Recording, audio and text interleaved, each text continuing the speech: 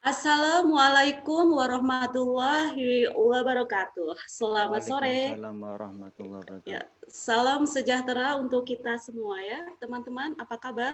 Sehat ya? Alhamdulillah, baik ya.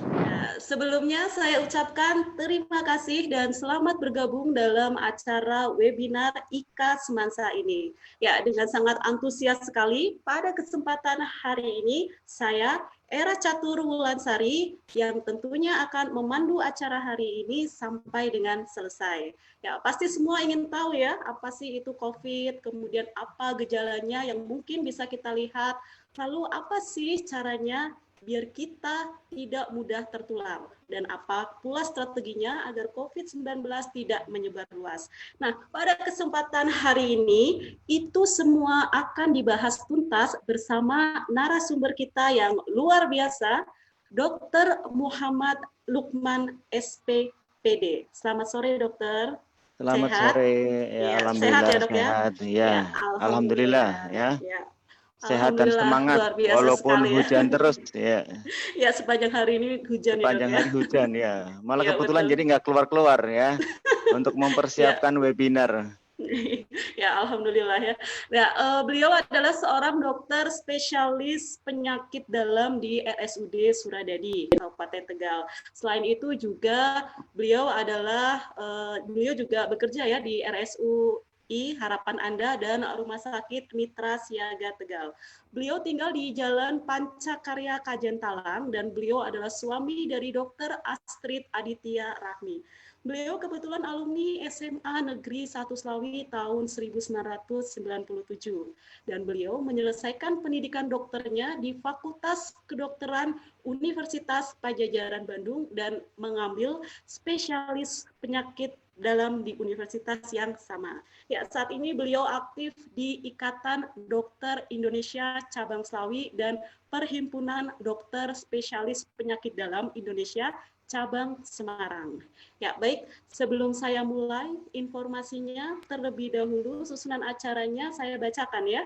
Jadi nanti di sesi pertama narasumber akan memaparkan sekitar 20 menit pembahasannya. Kemudian akan ada diskusi terlebih dahulu dengan saya, moderator. Lalu ada sesi tanya jawab. Jadi silakan kepada teman-teman yang ingin bertanya langsung bisa menuliskan di kolom komentar Facebook IKA Semansa. Ya, kalau kita perhatikan ini angka dari COVID semakin menjulang tinggi ya, apalagi di Provinsi Jawa Tengah. Kalau tidak salah, saat ini tertinggi secara nasional ya, Dok ya? Ya, lumayan ya. Kita mudah-mudahan sedang di puncak ya. Kalau kita nggak di puncak repot kita ya. Oh, gitu ya, Dok Mudah-mudahan ya. kita di puncak. Kalau sudah di puncak kan berarti kita akan menurun. Ya.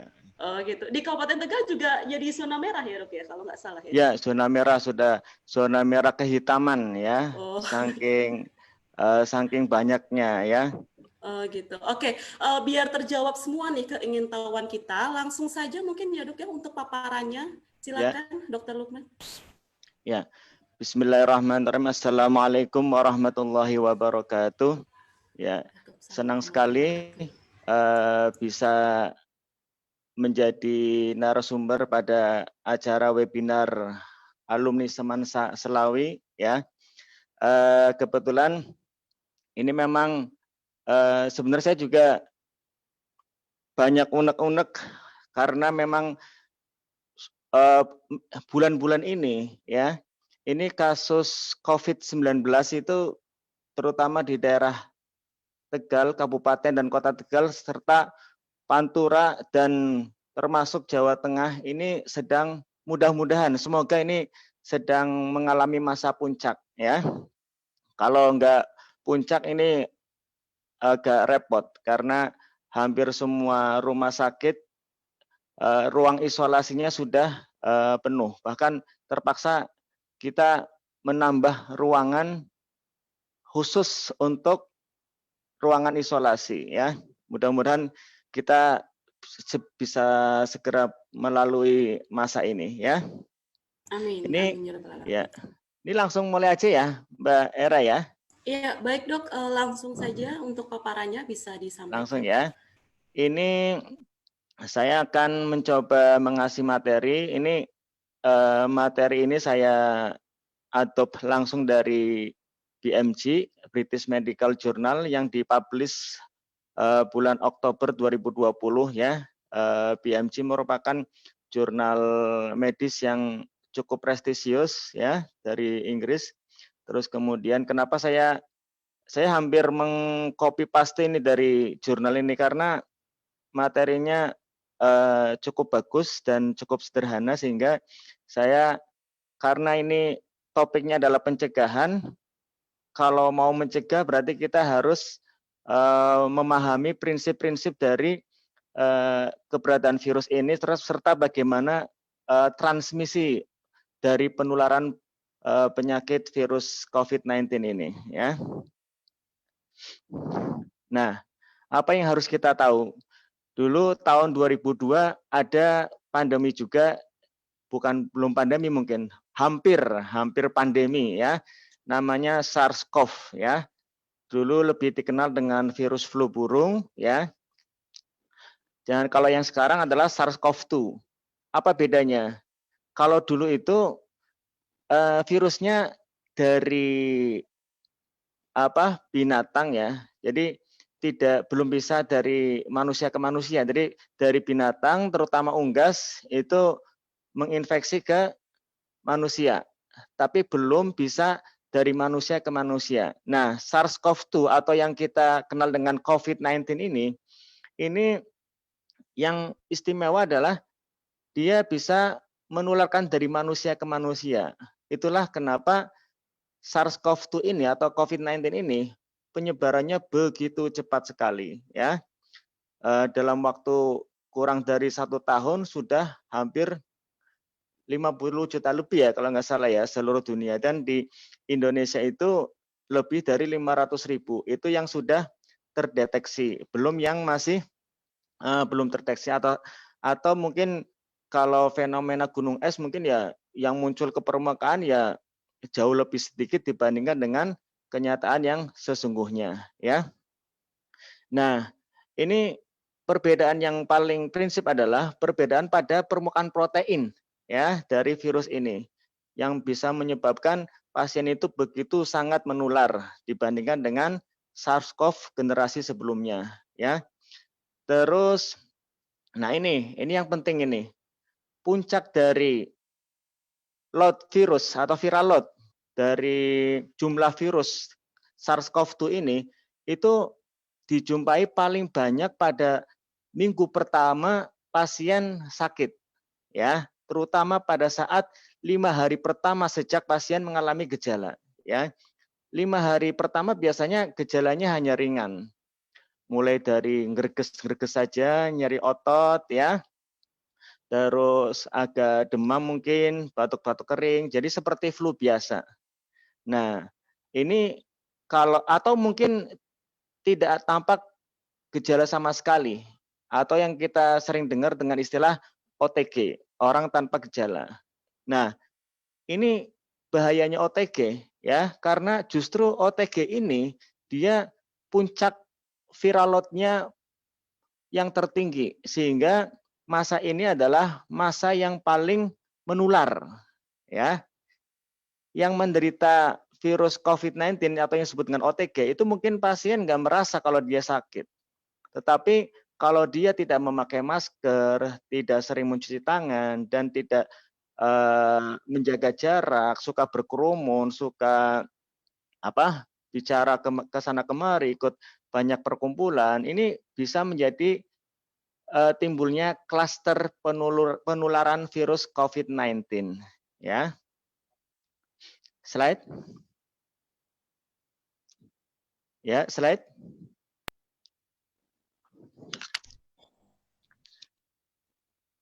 Slide, Mas Agung. Nah,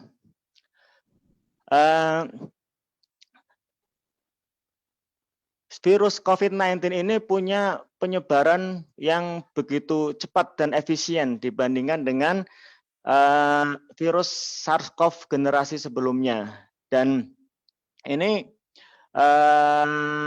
sasarannya adalah pada tubuh manusia yang disebut dengan reseptor S2, ya. Nah, nanti untuk pintu masuknya dia lewat mana, ya? Lewat saluran pernafasan atas dan konjungtiva. Apa itu? Jadi bahasa mudahnya adalah lewat mata, ya, di mana itu mata mempunyai kelenjar lakrimalis, ya, kelenjar air mata.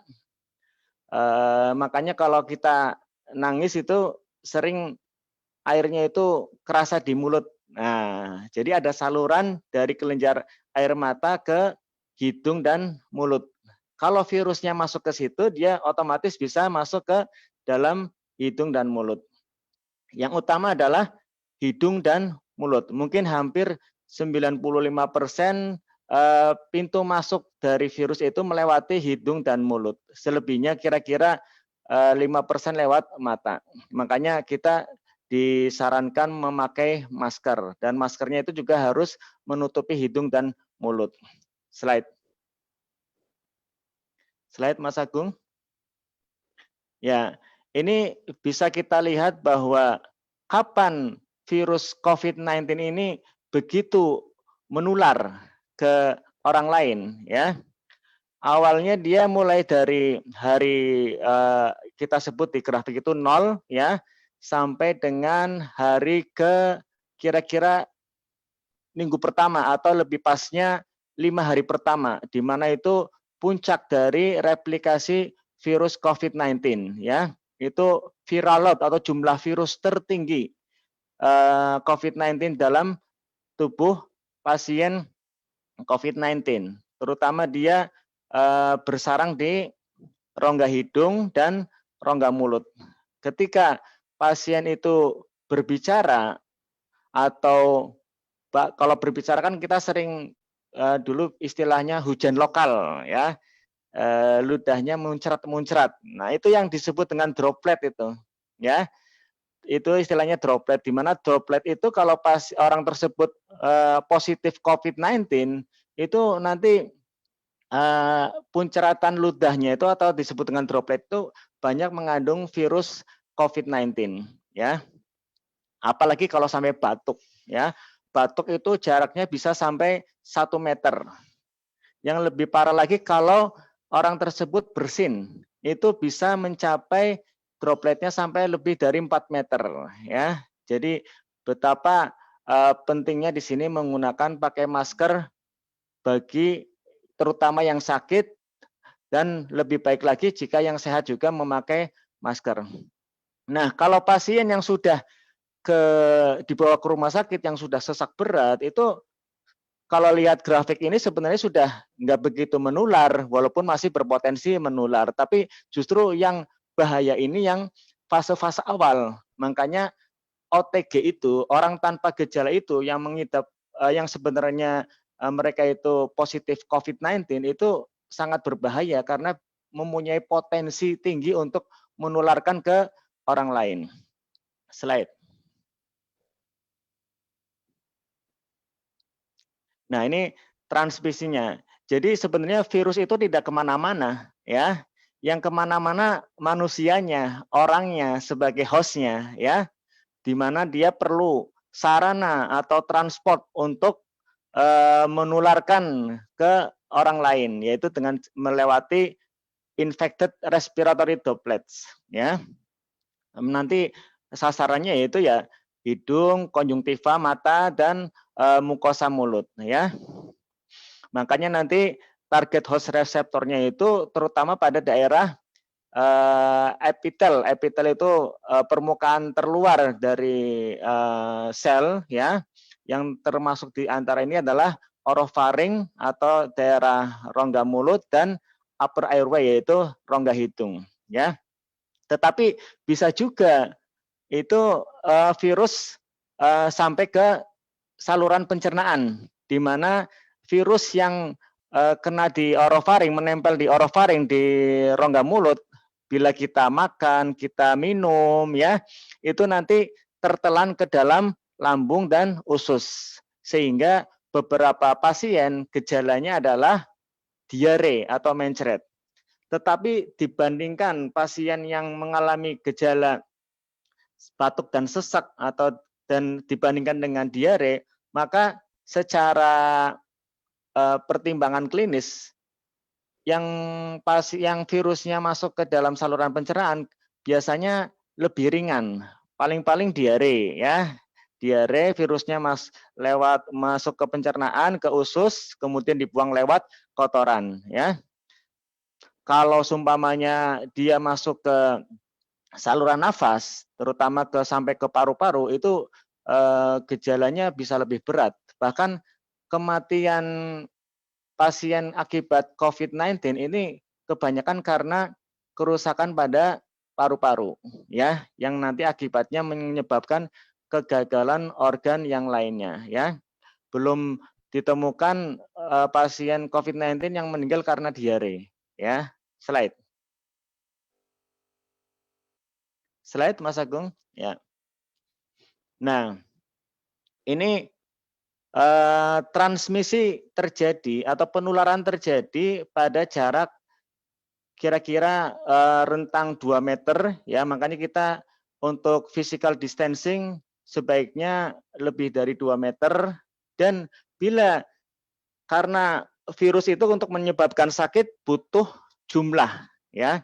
Kalau virusnya sedikit mungkin tidak sampai menyebabkan sakit, karena kalau virusnya hanya sedikit, sistem ketahanan tubuh kita akan dengan mudahnya memakan dan menghilangkan virus tersebut. Jadi kalau jumlahnya sedikit, hanya beberapa ratus atau ribu virus, itu sistem ketahanan tubuh kita mulai dari lendir di rongga hidung, dengan lendir di rongga mulut, atau apalagi kalau kita sering membersihkan hidung, lebih sering berkumur, lebih sering minum, banyak minum, mungkin itu virusnya akan lebih cepat hilang. Tetapi ada penelitian yang menyatakan bahwa kira-kira butuh 15 menit supaya virus dari yang sakit ke yang sehat untuk menular itu sekitar 15 menit untuk menyebabkan pasien ya atau orang yang satu ini bisa tertular ya. Jadi kalau cuma hanya ketemu say hi hanya 1 menit 2 menit ya mungkin ada virus yang masuk, tapi jumlahnya sangat sedikit sehingga sistem ketahanan tubuh alami orang tersebut yang kena itu dengan mudahnya bisa membunuh atau menghilangkan virus COVID yang masuk. Ya, nah penyebaran yang akhir-akhir ini banyak dialami atau ditemui adalah dalam klaster keluarga. Ya, biasanya setelah ada acara gathering family ya, kalau kita di daerah Indonesia ya disebut biasanya setelah klaster hajatan ya, klaster hajatan, klaster syukuran, klaster pesta pernikahan ya, atau dalam satu komunitas teman itu makan bersama, dalam sering berkumpul-kumpul itu sangat mudah menimbulkan klaster. Biasanya ada yang perkumpulan ini piknik menggunakan bis bersama ya, itu juga bisa menimbulkan klaster penyebaran COVID-19. Dan hati-hati ini sharing food ya, bagi-bagi makanan ini juga bisa terjadi ya. Makanya di Semarang pernah dilaporkan ibu rumah tangga yang tidak pernah kemana-mana, di rumah saja dia paling kontaknya sama penjual sayur ya, itu bisa tertular COVID-19 dari penjual sayur. Nah, itu harus hati-hati ya. Terus akhir-akhir ini juga lebih banyak ditemukan klaster dalam perkantoran ya. Karena memang risiko terjadinya infeksi ini lebih mudah pada ruangan yang tertutup dibandingkan dengan ruangan yang terbuka. Apalagi kalau ruangannya itu ber-AC, artinya ventilasi udara keluarnya itu sangat kurang. Nah, ini juga bisa menjadi resiko untuk timbulnya penyebaran COVID-19. Ya, slide. Nah, ini mungkin banyak pertanyaan, mengapa sih COVID-19 lebih banyak pada paru-paru dan saluran cerna ya? Tadi sudah sempat saya singgung bahwa 83% sel yang mengekspresikan S2, ya ini suatu reseptor dalam tubuh yang disebut dengan S2 ya, itu adalah sel epitel alveolus, yaitu dalam paru-paru ya, yang membuat sel-sel ini menjadi tempat penempelan virus. Nah, ini yang menjelaskan mengapa COVID-19 ini gejalanya adalah saluran nafas, mulai dari batuk, sesak nafas, hidung tersumbat, ya, pilek, ya. Terus kemudian ada beberapa lagi yang tadi sempat saya singgung, yaitu dalam saluran pencernaan. Ya, slide.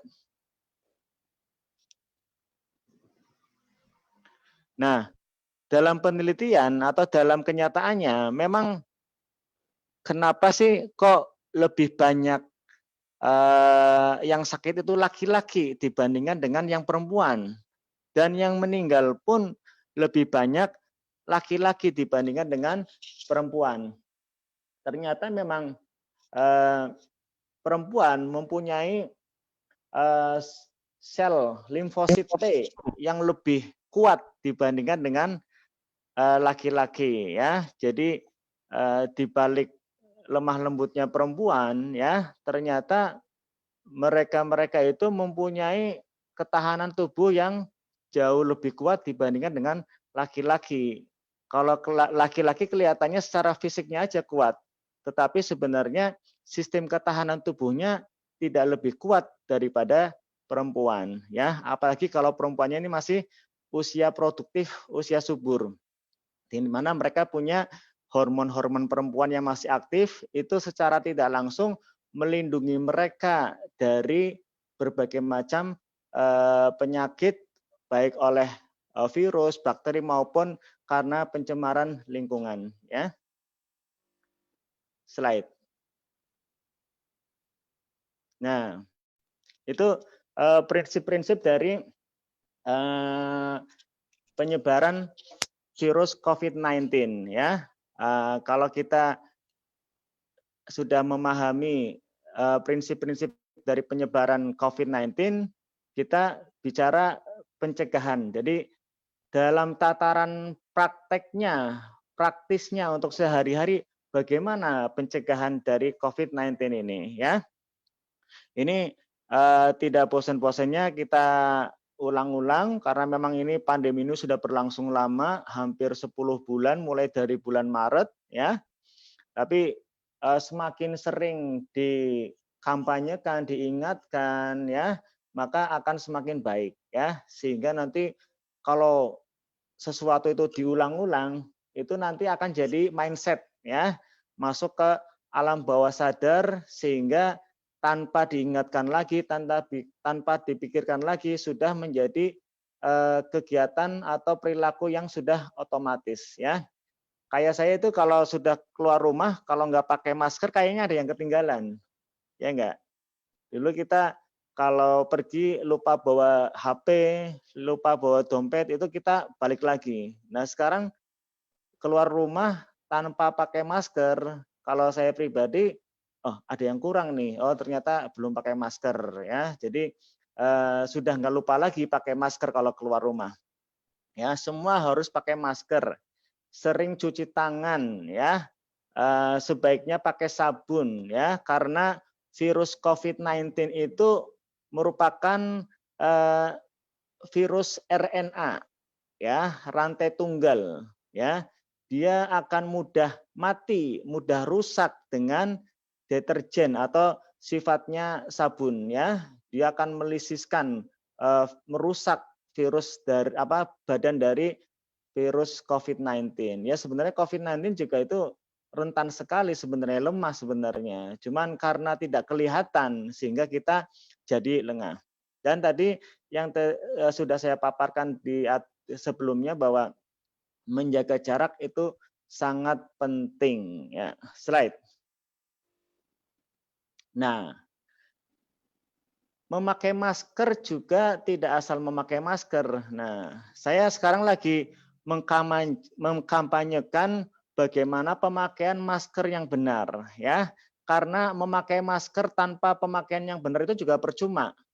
Nah, yang sering kita lihat itu gambar pertama itu jangan kenakan masker yang longgar ya, asal memakai masker. Nah, itu celahnya itu masih banyak itu untuk masuknya virus COVID-19. Terus jangan dibiarkan dagunya Anda terpapar ya. Jadi ini karena loh kita kan sering tidak sadar gosok-gosok. Nah, ini di sini nggak kena masker.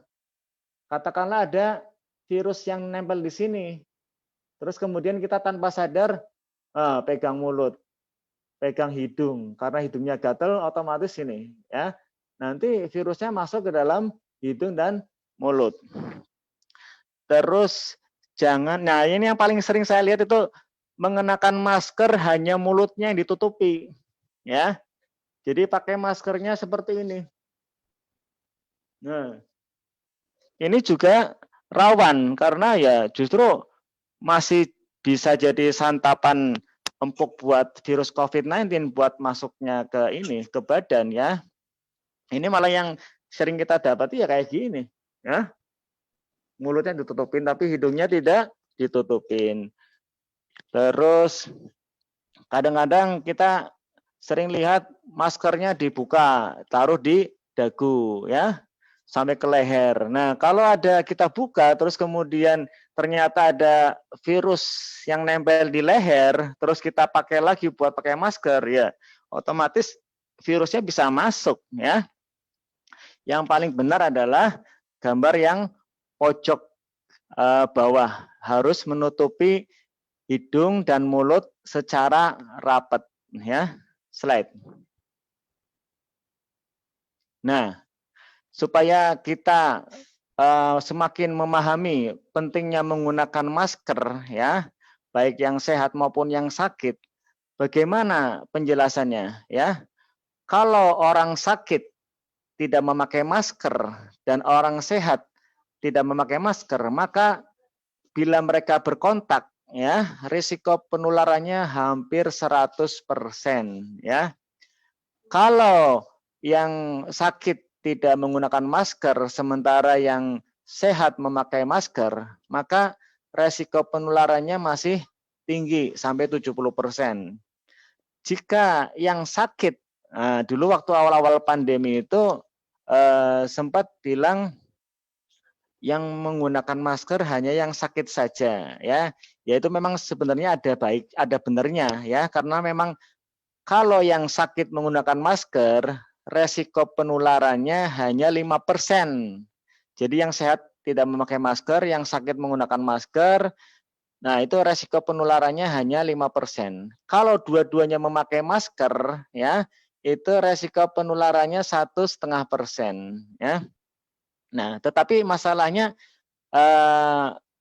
COVID-19 itu banyak OTG-nya, banyak yang orang tanpa gejala. Dia positif COVID-19 tapi tidak ada gejalanya, sehingga kalau dia merasa sehat terus kemudian tidak memakai masker, yang temannya juga nggak memakai masker, maka terjadilah resiko penularan 100% ya.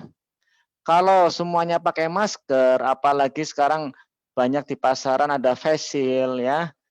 Kalau pakai masker yang benar, terus kemudian dilengkapi dengan face shield, insya Allah penularannya nol ya. Ketika resiko penularan nol, semua disiplin menggunakan masker, apalagi menggunakan face shield ya, tidak ada penularan lagi, virus tidak mendapatkan host ya, tidak mendapatkan inang karena virus itu kan obligat intraseluler. Dia harus mendapatkan sel untuk meneruskan kehidupannya ya.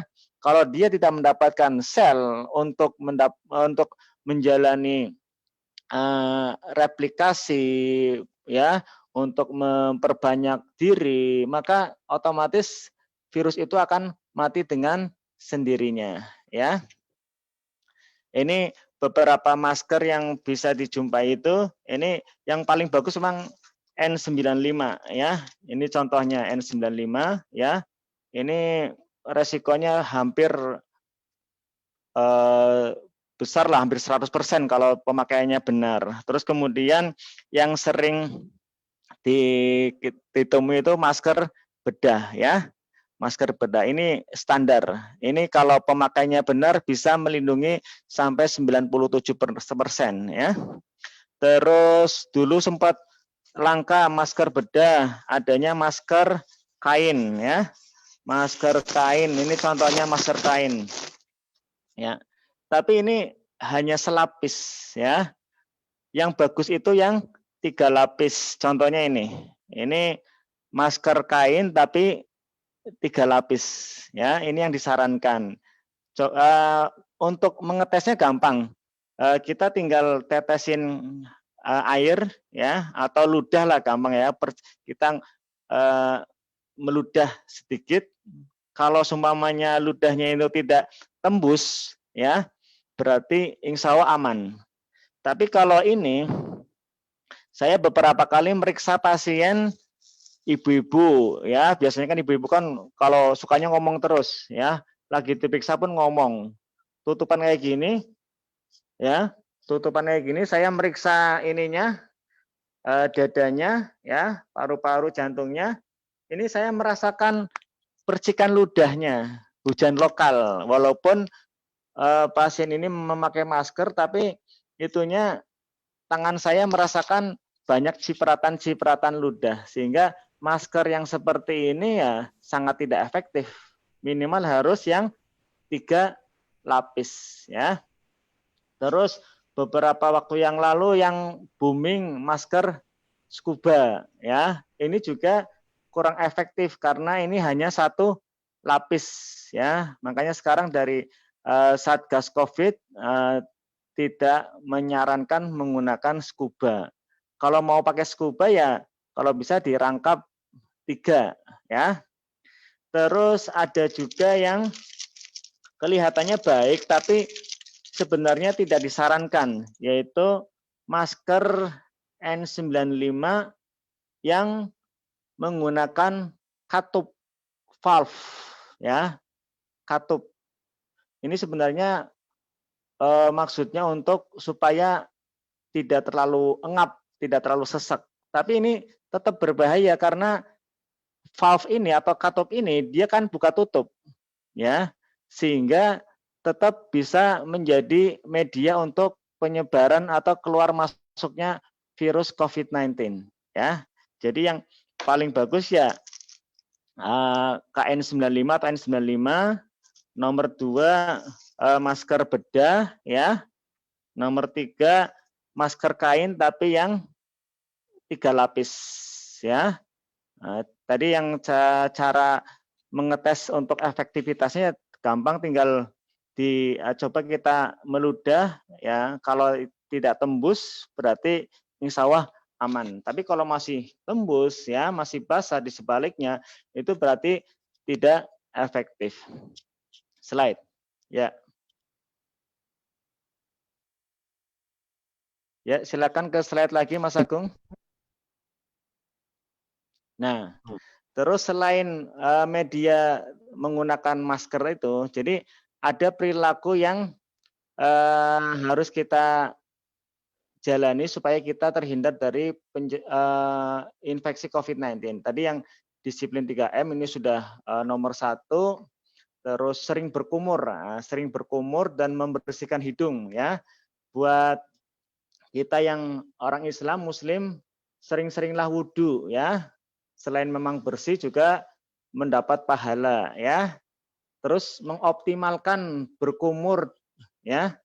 Kumurnya itu yang jangan asal kumur, tapi benar-benar kumur yang kuat ya.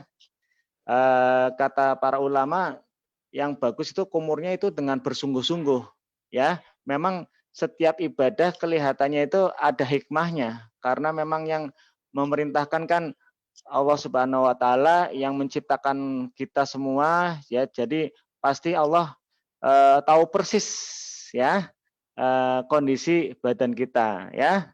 Terus ada lagi istilah instant shock, instant sore ya. Itu mulai dari menghirup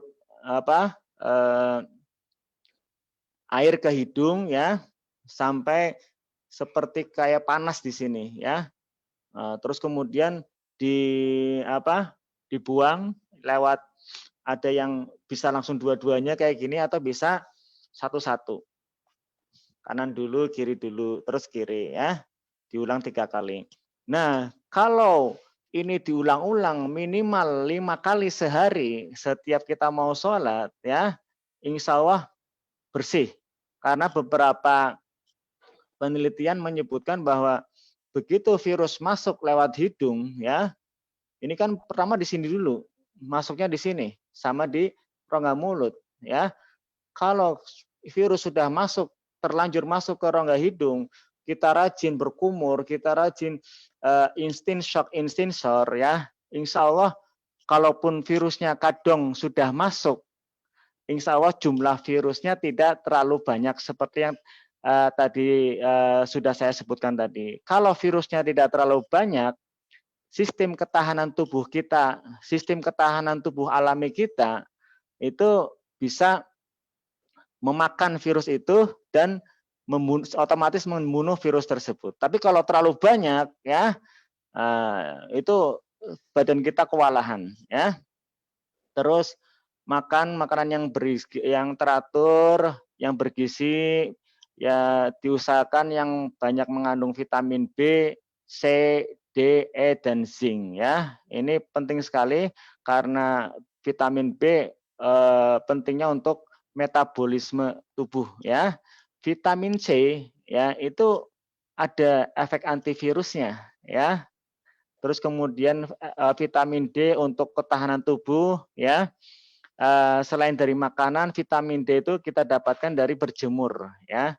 Yang mana kalau sekitar jam 10 sampai jam 11 itu cukup 10 menit itu bisa mencukupi untuk kebutuhan vitamin D. Ini beberapa laporan menyebutkan bahwa pasien yang meninggal karena COVID-19 itu kebanyakan kekurangan vitamin D ya.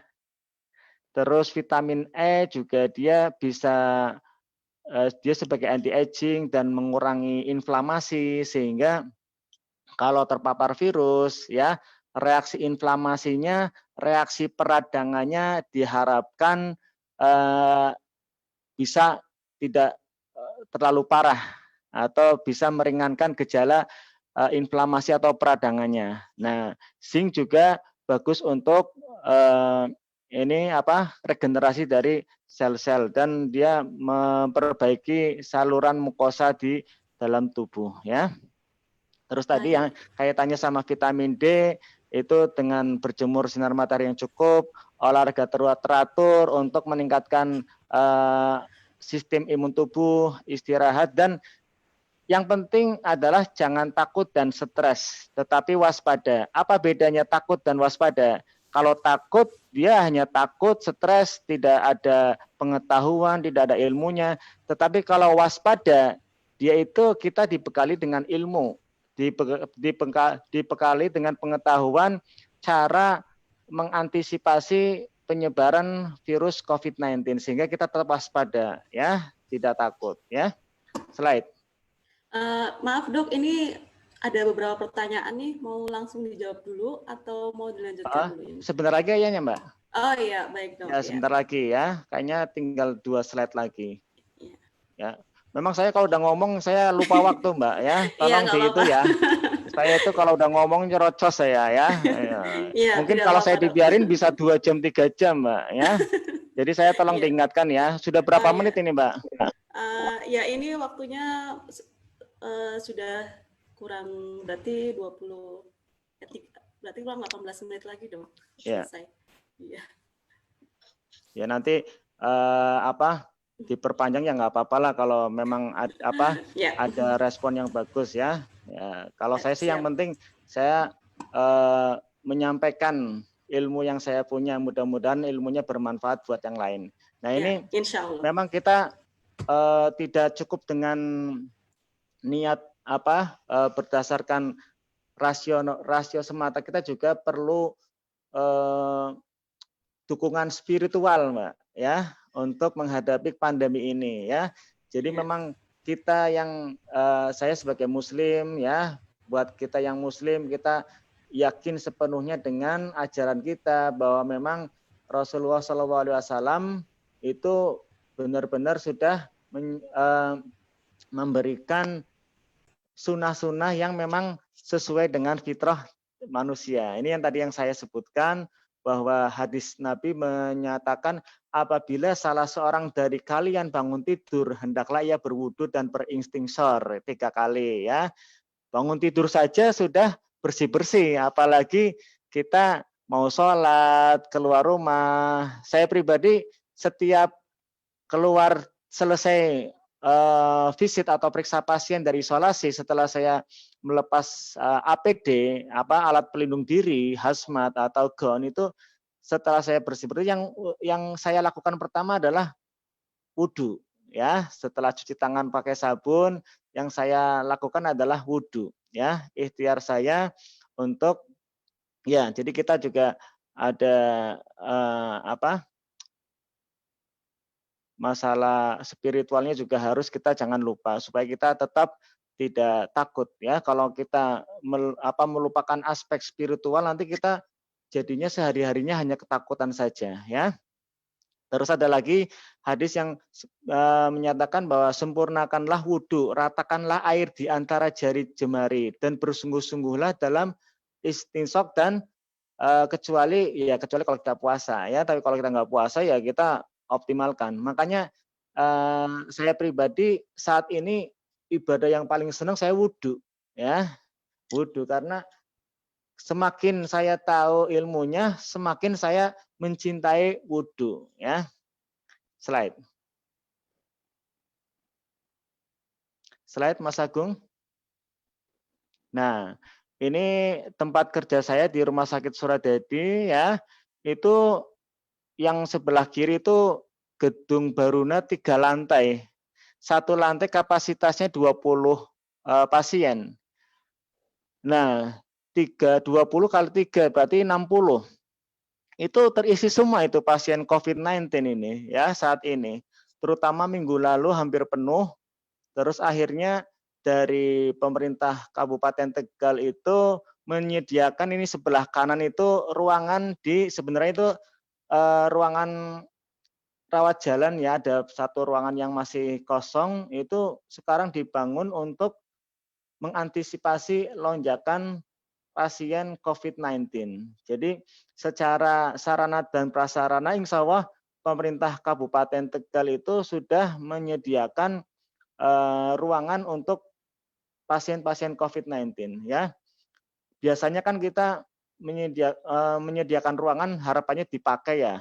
Tapi kalau saat ini saya malah mengantisipasi menyediakan ruangan tapi kalau bisa tidak dipakai ya.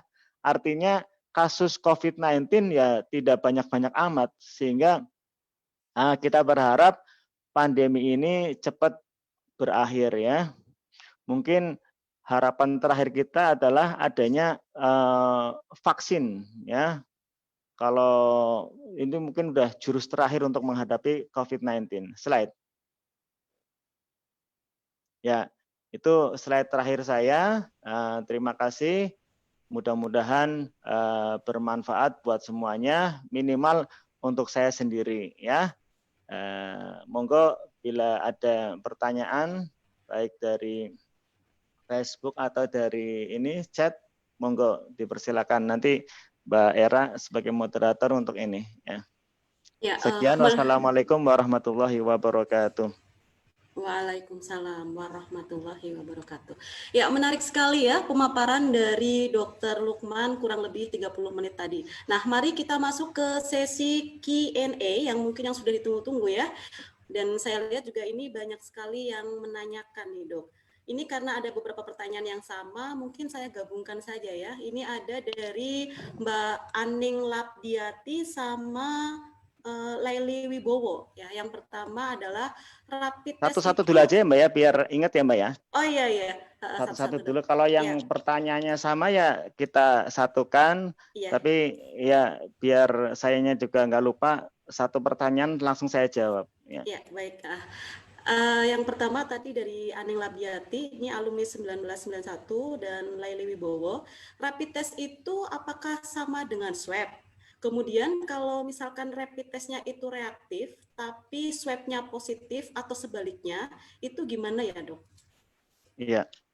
Ya, sebenarnya untuk rapid test itu dari kita, dari IDI, dari Ikatan Dokter Indonesia itu sangat tidak dianjurkan, ya. Tidak. Jadi rapid test itu sebenarnya nggak ada juga nggak apa-apa, ya.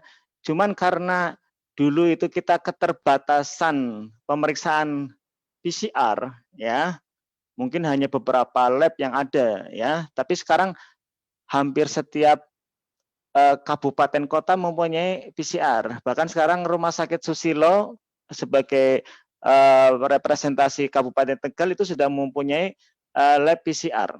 Jadi itu gold standarnya itu PCR. Rapid test itu kadang nuwun sewu menyesatkan ya, membingungkan ya. Tapi itu bisa lah untuk sebagai patokan sehingga itu bisa untuk screening massal ya. Screening massal, oh ini kalau yang rapid testnya positif nanti padahal nggak ada gejala ya, umpamanya ada kerumunan, ada hajatan, terus kemudian satgasnya curiga jangan ini ada klaster penyebaran COVID-19. Akhirnya biar cepat, rapid test kan cuman diambil darah sebentar, nanti kurang lebih ya 1 jam juga hasilnya jadi gitu ya. Ada bahkan ada yang beberapa tes yang hanya di tangan ditusuk ya, ada ya, itu juga itu secara kasar sangat membantu ya, umpamanya ini. Tapi itu juga bisa menjadi sesat karena kadang-kadang rapid testnya positif tetapi swabnya ternyata negatif ya. Kalau saya sih sebagai dokter itu pertama klinis dulu, gejalanya dulu ya.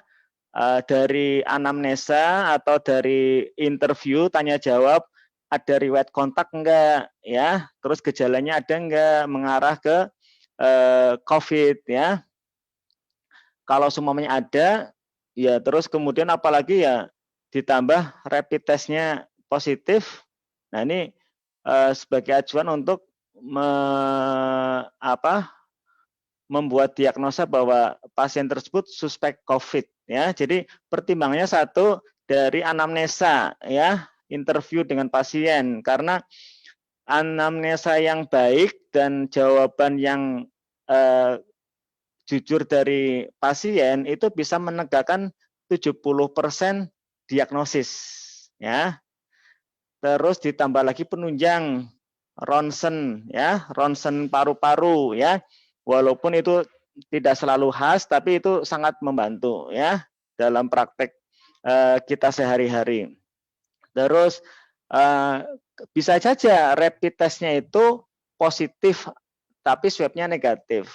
Artinya istilahnya false positif. Ada juga yang rapid testnya negatif tetapi ternyata swabnya positif. Itu artinya false negatif. Tetapi rapid test tidak bisa menjadi rujukan bahwa ini pasien mengidap COVID-19. Tapi yang penting adalah PCR. Dan PCR pun sebenarnya itu bukan segala-galanya, walaupun kalau PCR itu positif, artinya berarti ini pasien pasti positif. Ya, kalau swabnya PCR-nya positif, berarti pasti ini positif. Tetapi kadang-kadang keterbatasan PCR, apalagi hanya dari hidung sama mulut, dari rongga mulut, itu hanya bilang kalau dia positif, dia pasti positif. Tapi kalau dia negatif, tapi ternyata gejalanya sangat-sangat meyakinkan bahwa dia itu gejala COVID-19, itu ada kemungkinan sekitar 34% dia itu false negatif. Makanya pemeriksaan swab itu dilakukan 2 kali. Hari pertama sama hari kedua. Kadang ada yang lebih efisien, langsung hidung kanan dan hidung kiri sekalian, ya, karena bisa aja di sini negatif, di sini positif, ya, bisa saja, gitu. Jadi memang di antara di beberapa negara seperti Singapura itu udah pemeriksaannya ini aja, hidung, ya. Di mulut itu sering negatif karena yaitu karena kita sering untuk makan, minum, ya, kemungkinan virusnya terbawa ke saluran cerna, ya. Jadi sangat yang kemungkinan besar positif ya daerah hidung, ya. Tetapi ya kalau kita yang muslim sering wudhu istinsor, insya Allah itu bisa membantu mengeluarkan virus, ya, begitu. Ya, baik dok. Mungkin sudah terjawab ya tadi mengenai swab dan rapid test.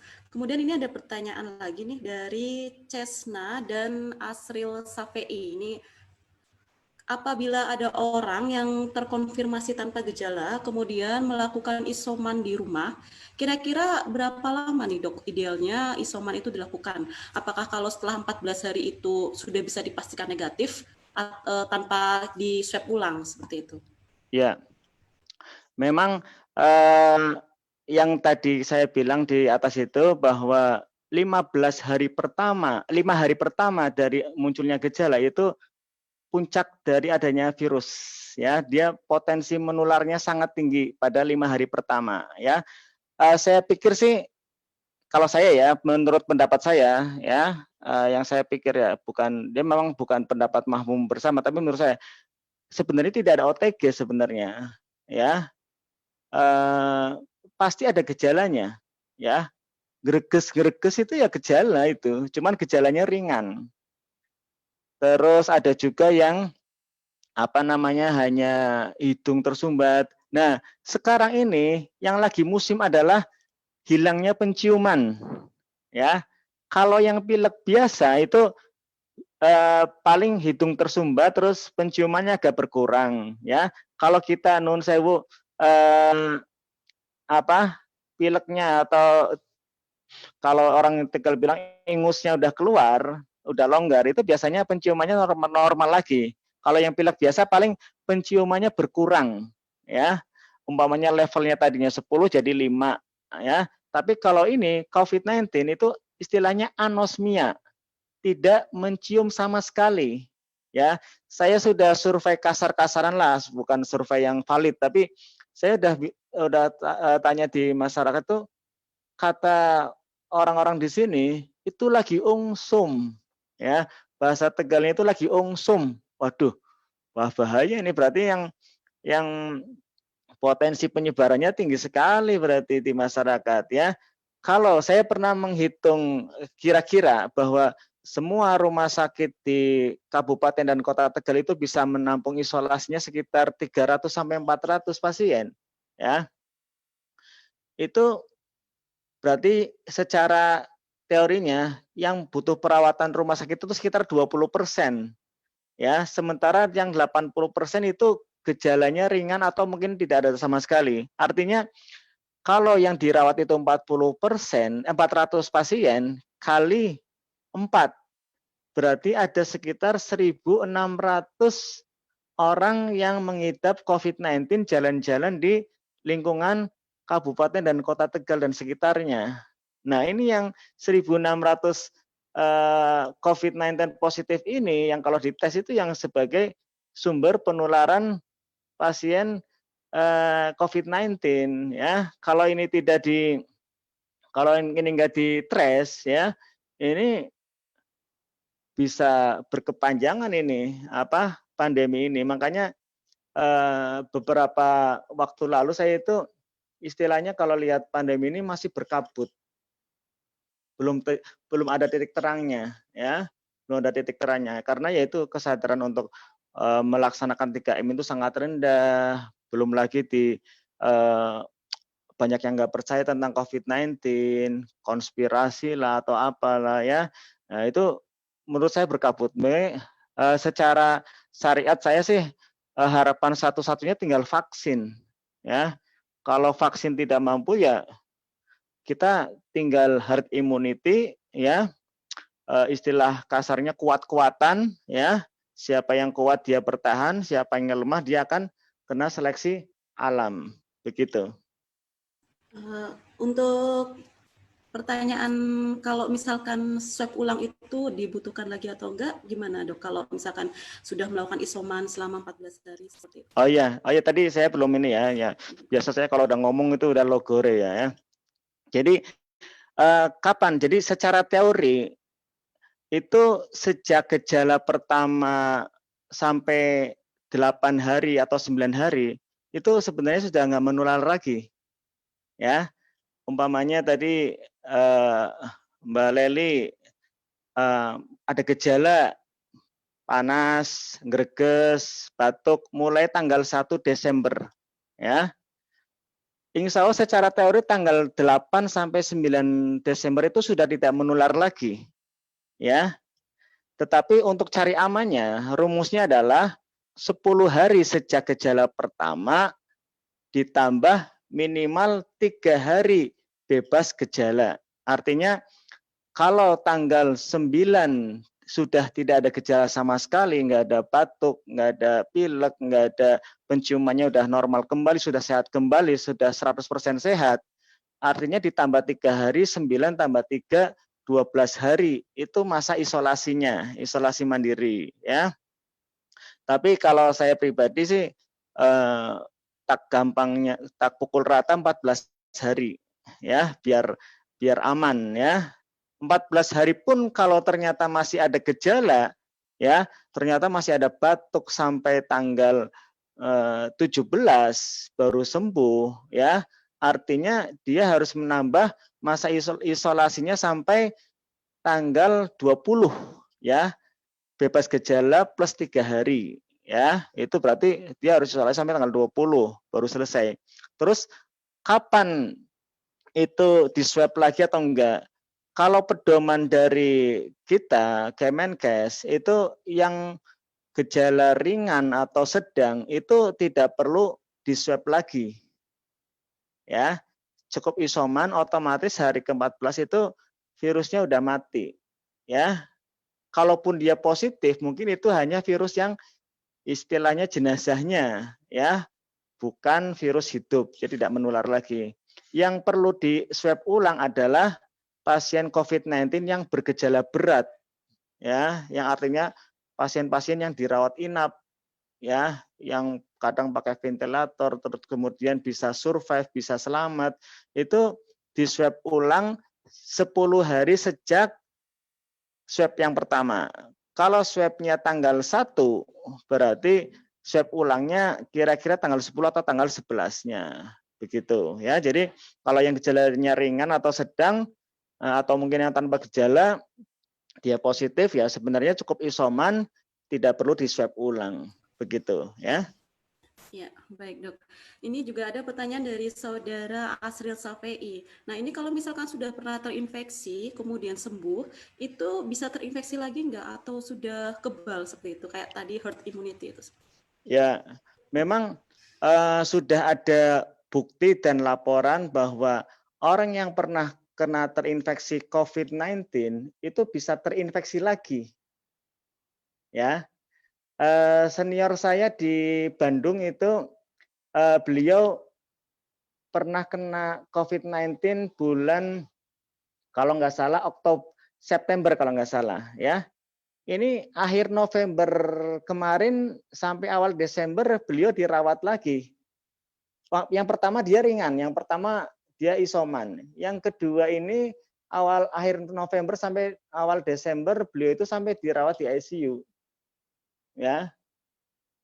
Ya jadi karena memang virus ini ada beberapa strain ya. Mungkin yang pertama dia kena virus yang golongan A.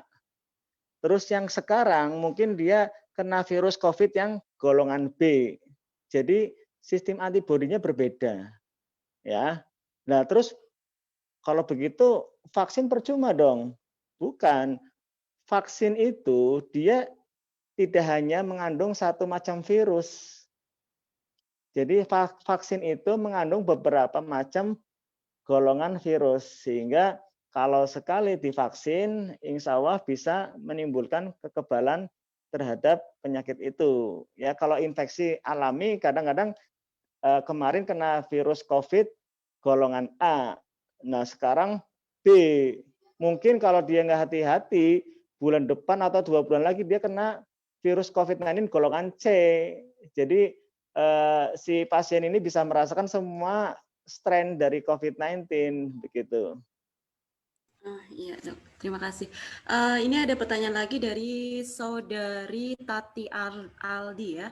Jadi kalau ada orang yang Tati, iya, Mbak ya, Tati jadi itu kalau ada orang yang meninggal 9 ya. karena iya dok. Jadi kalau ada orang yang meninggal karena COVID ya, kemudian kan biasanya kan kalau protokoler pemakaman COVID itu kan sangat ketat ya. Ya betul. Ya kan biasanya walaupun sudah di peti itu tetap tidak boleh disemayamkan di masjid. Itu ya. kenapa itu dok?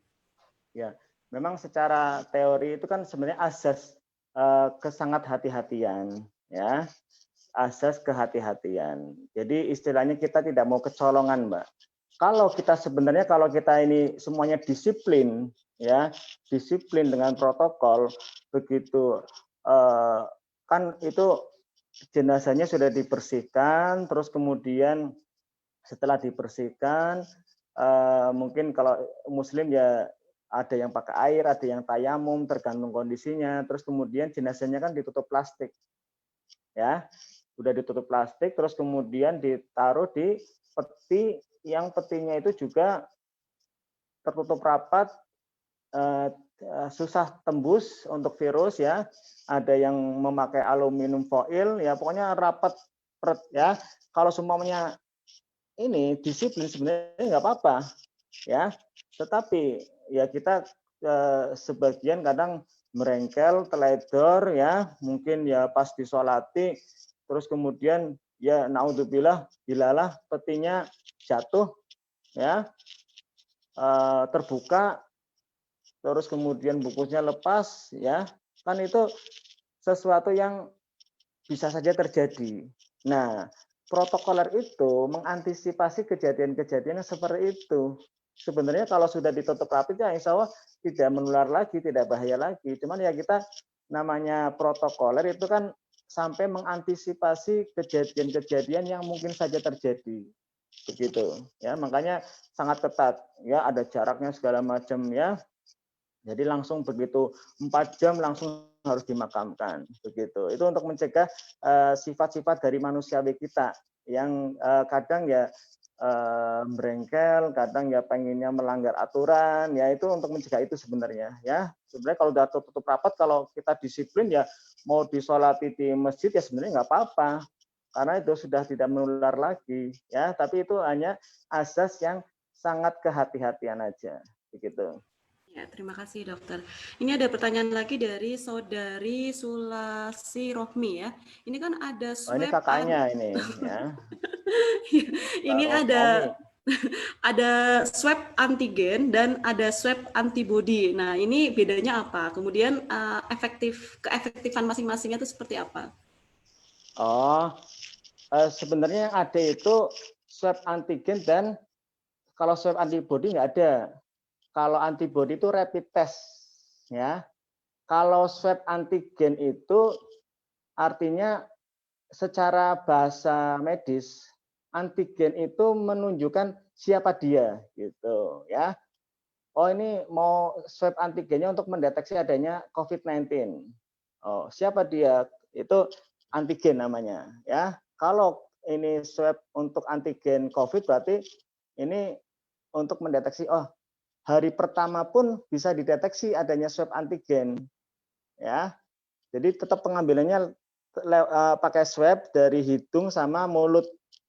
Kalau yang antibody itu bukan swab, tapi pemeriksaan darah, ya.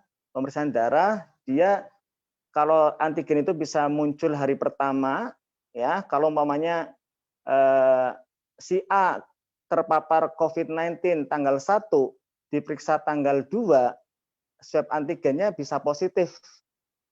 Tetapi itu akurasinya hanya 75%, ya. Berarti ada kemungkinan 25% meleset. Saudara saya pernah di swab antigen positif sehingga diisolasi, ternyata PCR-nya negatif, ya. Terus ada lagi teman saya itu di swab antigen negatif, ternyata PCR-nya positif. Tapi kita pegangannya PCR, ya, bukan antigen. Kalau antibody itu bisa muncul sekitar paling cepat hari kelima setelah terinfeksi. Kalau seumpamanya si A terpapar infeksi COVID-19 tanggal 1, maka antibodinya paling cepat muncul tanggal 5. Sampai ya ada yang bertahan sampai 3 minggu, ada yang sampai 3 bulan, ya. Jadi memang rapid test itu tidak bisa jadi patokan, ya. Swab antigen itu lumayan, ya, bisa menjadi, ya, kalau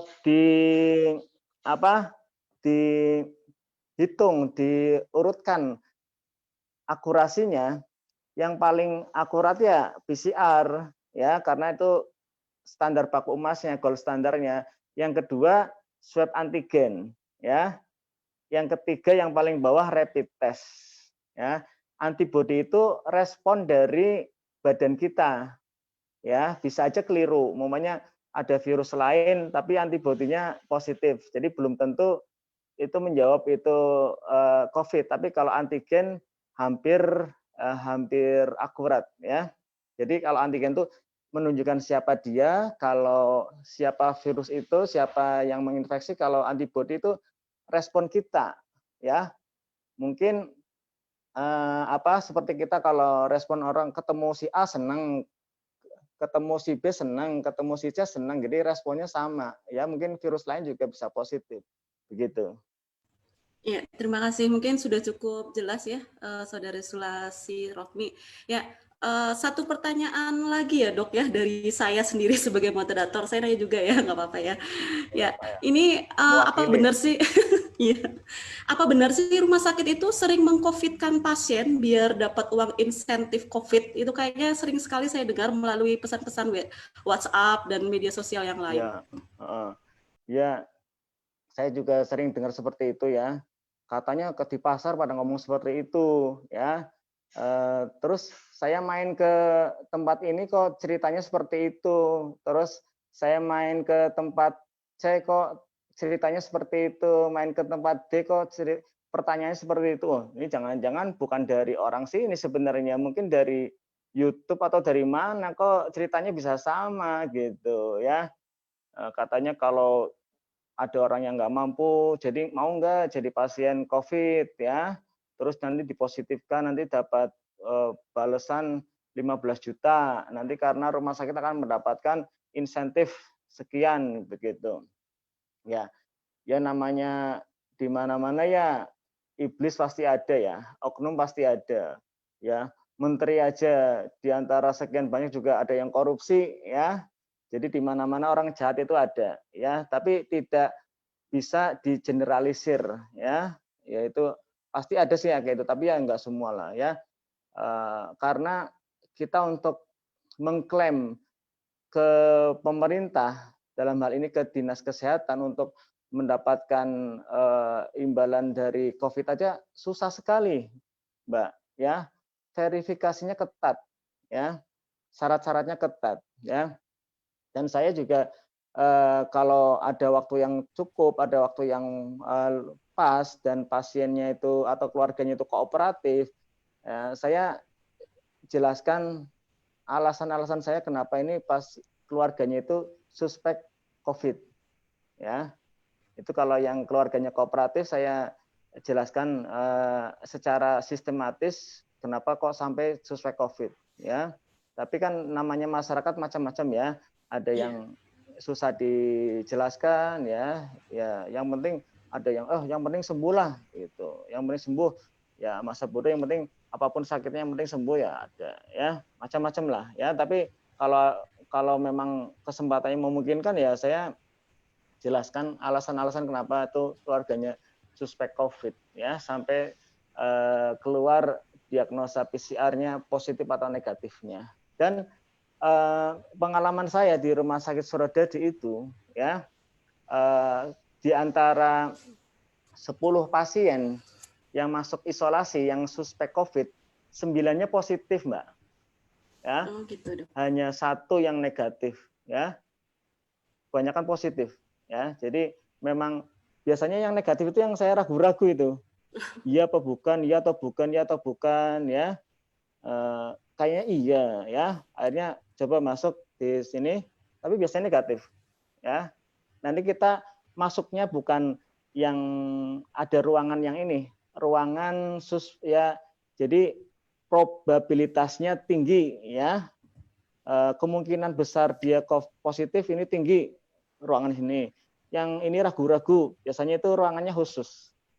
Ya, ruangan khusus. Jadi ruangan ragu-ragu ya. Jadi insya Allah tidak dikumpulkan dalam satu pasien, dalam satu ruangan ya. Begitu. Oke, baik. Terima kasih. Ya, luar biasa sekali ya pertanyaan dan dialog kita kali ini. Ini mohon maaf sekali tidak bisa terjawab semua pertanyaannya. Nah, nanti kalau masih ada pertanyaan, bisa ditulis di kolom komentar di Facebook ya. Nanti insya Allah akan dijawab oleh dokter.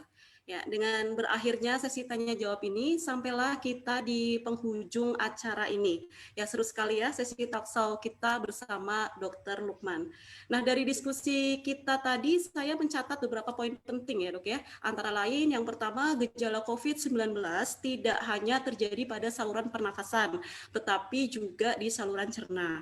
Kemudian untuk OTG, itu adalah fase yang paling menularkan ke orang lain, sehingga harus senantiasa melakukan 3M. Nah, untuk mencegah penularan COVID, harus disiplin melakukan 3M, yaitu memakai masker dengan benar, mencuci tangan dengan sabun, dan menjaga jarak.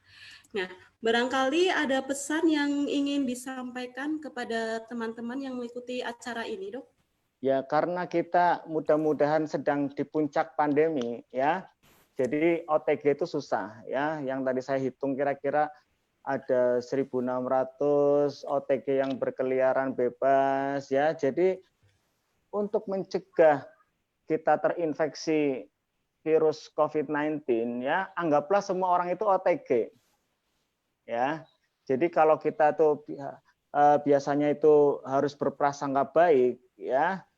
Saat ini kita harus berprasangka buruk, ya, bahwa ini jangan-jangan ini teman saya positif, jangan-jangan ini positif ya. Tapi kan tapi maksudnya bukan untuk mengucilkan, tapi istilahnya demi kebaikan bersama, ya. Pesan saya, gunakan masker secara benar karena menggunakan masker sejatinya adalah bukan kita melindungi diri sendiri saja, tetapi menggunakan masker artinya melindungi diri sendiri dan melindungi orang di sekitar kita, ya. Jangan-jangan kita yang positif, kita OTG, ya enggak? Ya, karena ini kalau umpamanya kita di swab sekarang, ya, tanggal 6 jam 5 sore di swab, hasilnya kan besok positif, umpamanya negatif ya, negatif, oke lah negatif. Siapa yang menjamin setelah di swab sampai besoknya itu kita tidak terinfeksi virus? Ya enggak? Karena infeksi virus sejatinya adalah bisa terjadi kapan saja dan di mana saja. Asal ada sumber penularannya dan kita terpapar, kita bisa terinfeksi virus kapan saja. Ya. Jadi ya kuncinya memang disiplin 3M. Dengan disiplin 3M ya sebenarnya sudah kekuatannya melebihi dari vaksin itu sendiri, begitu ya. Iya. Baik, terima kasih dokter atas waktunya. Mungkin lain kali kita bisa berdiskusi kembali di lain kesempatan ya.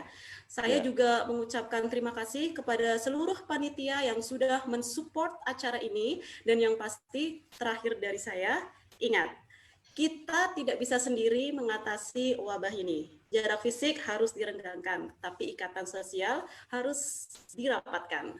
Terima kasih, mohon maaf apabila ada salah kata. Saya, Era Catur Wulansari, pamit. Wassalamualaikum warahmatullahi wabarakatuh.